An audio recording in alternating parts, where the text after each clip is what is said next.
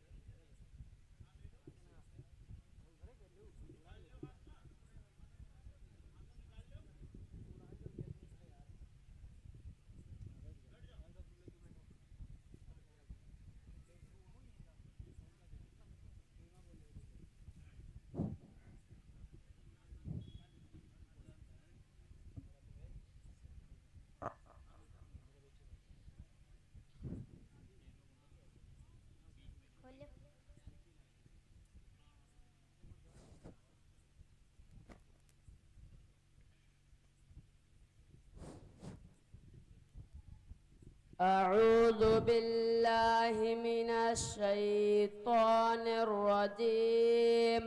अऊज़ु बिल्लाहि मिनश शैतानिर रजीम। बिस्मिल्लाहिर रहमानिर रहीम। बिस्मिल्लाहिर रहमानिर रहीम। अलिफ अलिफ बा। बच्चों को क्या सिखा रहे हैं? उन्हें सुधार रहे हैं या बिगाड़ रहे हैं? क्या बात हो गई भाई साहब, कैसे तन क्या आ रहे हो? अभी जी जो बच्चे आपके पास पढ़ने आए हैं वो ना जाते हुए सलाम करें और ना आते हुए सलाम करें और तौसीफ को रोज सलाम करें।